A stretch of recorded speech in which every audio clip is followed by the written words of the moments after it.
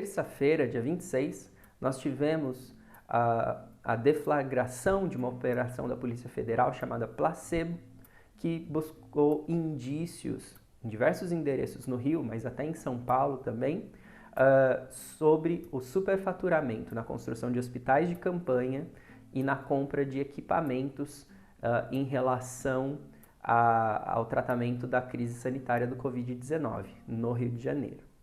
Diversos nomes envolvidos nesses mandatos de busca e apreensão já são de pessoas que já foram investigadas por contratos suspeitos com o poder público do estado do Rio de Janeiro, até na gestão do Sérgio Cabral anteriormente. Bom, então tem coisa a ser investigada. Esse é um lado dessa história. O outro lado é a gente entender que isso conectou e envolveu, na verdade, o próprio governador do estado, Wilson Witzel, ok? E também a sua esposa, tá?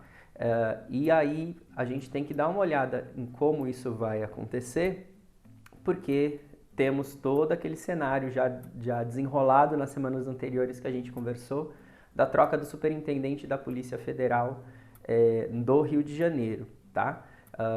Enfim, e até que ponto isso pode ser uma ação política da Polícia Federal, as investigações que devem continuar vão mostrar. Lembrando que, por envolver o governador do estado, ele tem um foro privilegiado. Então, toda essa investigação ela não é uma coisa única, né, que só está a Polícia Federal envolvida. Tem o aval, por exemplo, do Supremo Tribunal de Justiça, né, que autorizou esses mandatos de busca e apreensão. Por mais indícios que foram coletados e que justificam, embasam essas operações da Polícia Federal no Rio de Janeiro, é importante a gente lembrar que no dia anterior nós tivemos um vazamento, digamos assim, por parte de uma deputada bolsonarista, Carla Zambelli, que meio que adiantou que haveria investigações e haveria mandatos de busca e apreensão contra governadores, né? Ela diz governadores no plural, na sua fala, uma entrevista de uma rádio do Rio Grande do Sul. O que levanta bastante suspeitas. Ela não poderia ter essa informação de que esses mandatos aconteceriam. Uma investigação que corre em sigilo até o momento que a polícia decide, enfim, fazê-las, né? Ela até propõe um nome para essas operações, que por enquanto são uma, mas como ela disse, governadores, vamos ver como vai acontecer, né? Seria o Covidão. Terça-feira, a gente ficou preocupado com a possibilidade da Polícia Federal estar agindo sem isenção dos seus processos de investigação, devido a essa questão do Rio de Janeiro que a gente falou. Na quarta-feira, a gente teve uma sinalização de sinal trocado, né? A gente teve diversos mandatos de busca e apreensão da Polícia Federal dentro do inquérito das fake news, ok? Lembrando, nós temos duas áreas, dois poderes do Estado que estão investigando essa questão das fake news desde lá das eleições de 2018. Nós temos uma CPMI lá do Senado que está fazendo essa investigação,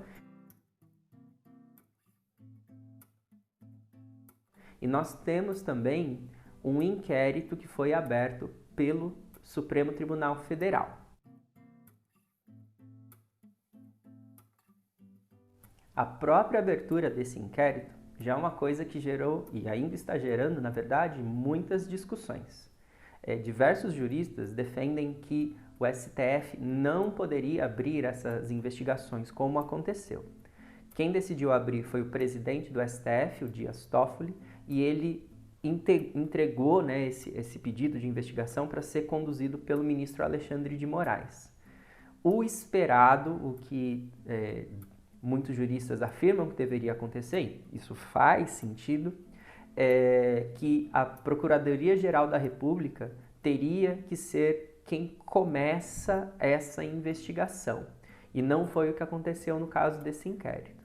Tudo vai girar em torno da interpretação de um artigo do regimento do STF, que diz que o STF pode abrir esse inquérito de ofício se envolver a atuação e se envolver pessoas de dentro do STF. Né? Eu vou deixar aqui certinho no juridiquês para vocês.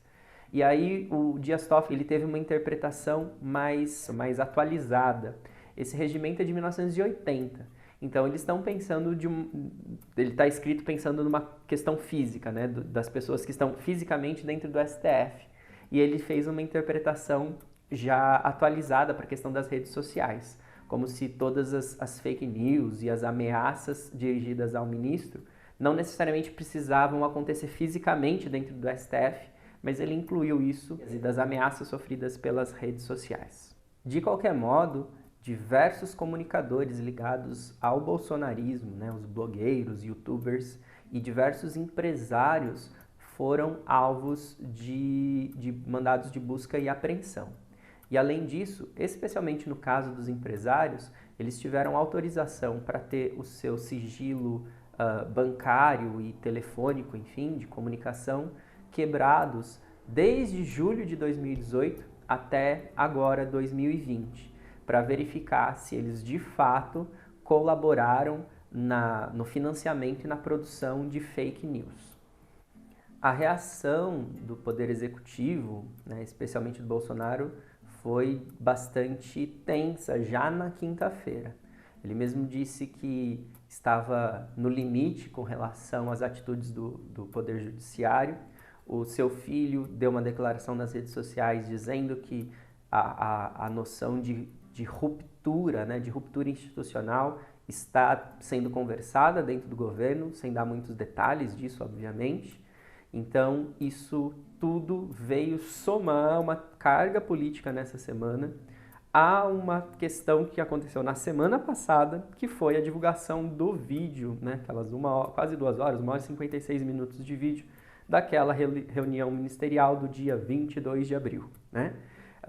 Aquela peça, aquele vídeo, está arrolado como uma das provas que o Sérgio Moro, ex-ministro da Justiça, indicou para comprovar que a troca na Diretoria-Geral e na Superintendência da Polícia Federal do Rio de Janeiro tinha interesse particular por parte do presidente da República. Desse vídeo, vocês viram que também aconteceu outras coisas e que já estão sendo tomadas atitudes. O ministro da Educação, Abraham Weintraub, durante o vídeo, faz uma ofensa grave ao Poder Judiciário, ameaça e sugere, na verdade, né, que eles sejam presos, e ele já foi convocado para depor sobre essas declarações dentro dessa reunião ministerial. A ida da Polícia Federal até o ministro Weintraub aconteceu nesta sexta-feira, dia 29, e ele decidiu usar seu direito de não dar declarações e permanecer em silêncio.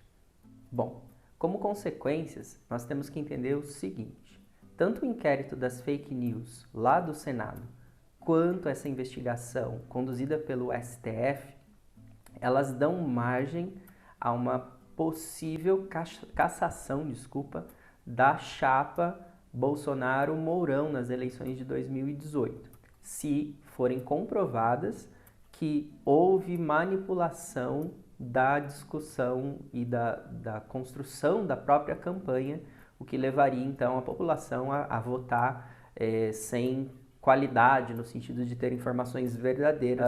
O ministro Barroso agora assumiu a presidência do Tribunal Superior Eleitoral e na sua fala de abertura ele fez um discurso contundente com relação à defesa da democracia, né?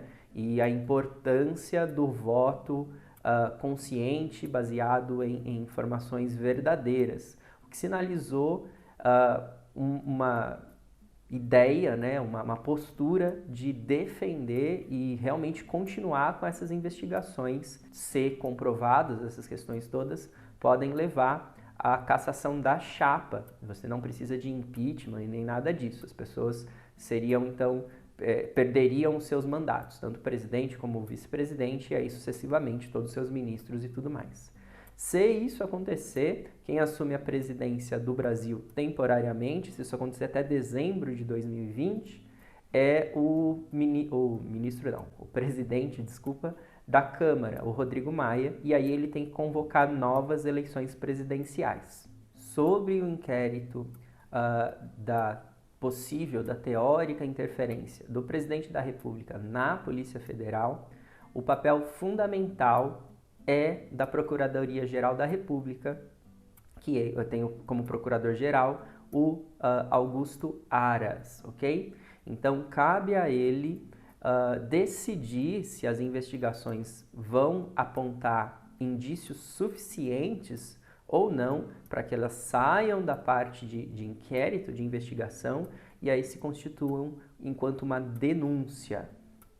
Se o Augusto Aras apresentar essa denúncia, ela tem que ser aprovada por 2/3 dos deputados da Câmara Federal e depois acolhida pelo próprio STF para que o presidente possa ser processado criminalmente. Se isso acontecer, ele vai ficar afastado do cargo por 180 dias. Quem assume a presidência do Brasil é o vice, tá? E se a investigação acontecer dentro desses 180 dias, tudo bem, tem o desfecho do inquérito, né, culpado ou inocente, mas se ela não acontecer dentro desses 180 dias, o presidente volta ao exercício do cargo, mas a investigação continua. É importante a gente entender um pouquinho melhor a importância do Augusto Aras, do Procurador-Geral da República. A Procuradoria-Geral da República tem por obrigação defender a própria estrutura republicana, como o próprio nome já diz, né? E o Procurador-Geral é o chefe-mor dessa instituição, tá? Bom, ele foi escolhido, foi nomeado pelo Bolsonaro, então ele é nomeado pelo presidente e tem que ser ratificado pelo Legislativo. Só que a indicação do Augusto Aras já passou por uma questão complicada, né? Ele foi escolhido fora de uma lista tríplice. O que significa isso? Lá na PGR tem uma série de cargos, né? São os procuradores, subprocuradores, enfim. E eles falam assim, quem quer ser procurador-geral, levanta a mão, né? E vão fazendo uma campanha interna entre os seus pares e há uma eleição quando eu tenho a troca do procurador-geral. E essa organização dos procuradores indica 3 nomes para serem escolhidos pelos presidentes. Bom, o primeiro que rompeu a indicação do primeiro nome foi o Temer, tá? Que escolheu a segunda, que foi a Raquel Dodge, que era a procuradora antes, a última procuradora antes do Augusto Aras. E o Bolsonaro escolheu o Augusto Aras, que nem estava entre os 3, né? Porque o Augusto Aras já havia feito algumas manifestações públicas de apoio ao Bolsonaro, né? Isso contribuiu com certeza para sua nomeação. Bom, então esse é o cenário da chegada do Augusto Aras à PGR. Outra coisa que está acontecendo agora, os próprios procuradores que estão abaixo do Augusto Aras estão bastante incomodados com a gestão do Augusto Aras. Eles estão se referindo a uma questão que aconteceu durante o governo Fernando Henrique. Tinha um cara chamado Geraldo Brindeiro, ele ficou conhecido como engavetador-geral da República na época, né? E os procuradores falavam que eles se sentiam como tuiuius. Tuiuius é uma ave que tem dificuldade de levantar voo, né? Ela demora para conseguir voar. Então, desde essa época do Fernando Henrique, ficou essa fala por entre os procuradores no sentido de que quando eu tenho um chefe que não deixa os procuradores investigarem livremente, se forma um grupo de tuiuius, né, de pessoas que não conseguem levantar voo, no caso, para fazer o seu trabalho. E essa noção está reaparecendo agora sob a administração do Augusto Aras.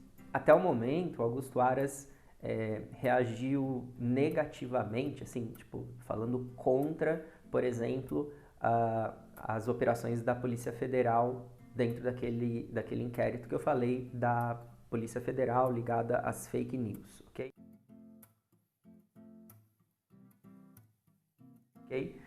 Então a gente tem que ver como é que vai ser a conduta dele. Ele vai sofrer, querendo ou não, apesar dele ser do judiciário, ele acaba sofrendo uma pressão política no sentido de que se tem muitos indícios de que o inquérito deve virar uma denúncia e ele não o faz, ele vai sofrer um desgaste que praticamente vai deixar ele impossibilitado de controlar a Procuradoria-Geral da República, né? Para, enfim, talvez dar uma força nele para que ele não apresente essa denúncia, o Bolsonaro, nessa semana também, já falou que o Augusto Aras seria um bom nome para o STF, ok? Bom, mas e aí, se o Augusto Aras falar não vou apresentar denúncia, morre por aí? Bom, muito provavelmente. Institucionalmente, só ele pode fazer isso, esse é o rito normal.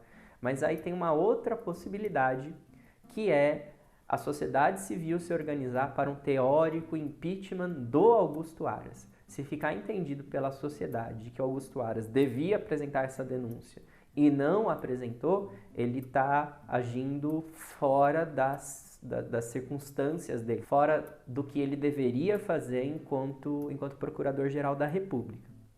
E aí há toda uma possibilidade de termos um impeachment do próprio procurador. Mas é um processo bem difícil, que teria que começar pela população, que apresentaria um pedido de impeachment ao Senado, e aí tem que ter uma maioria ampla para isso acontecer.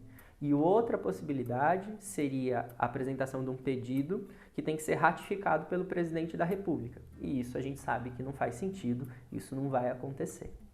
Todo esse cenário, gente, tem levado a um desgaste bastante forte da imagem, da percepção dos brasileiros com relação à gestão Bolsonaro. Porém, está surgindo um comportamento bastante interessante nessas pesquisas.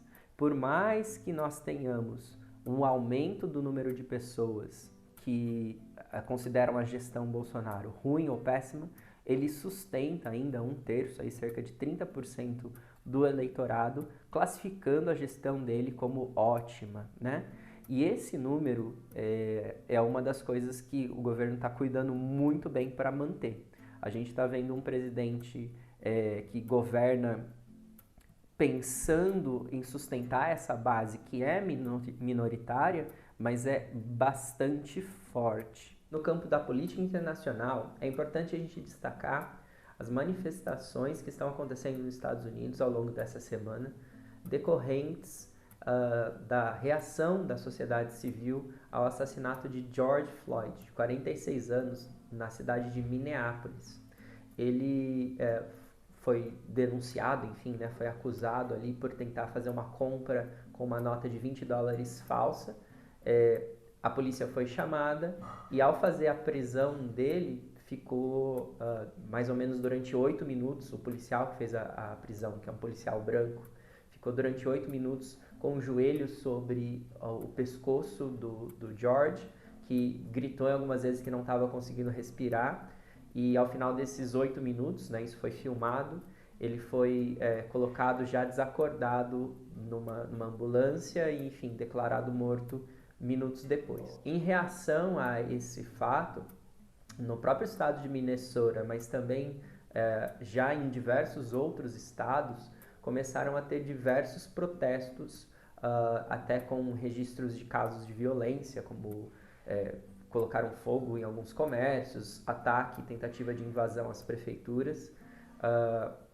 Esses protestos, até com esse caráter, falam sobre a questão de como os negros são tratados nos Estados Unidos, e vem, na verdade, é importante a gente atentar qual vai ser o efeito desses protestos, porque esse ano nós temos eleições presidenciais nos Estados Unidos.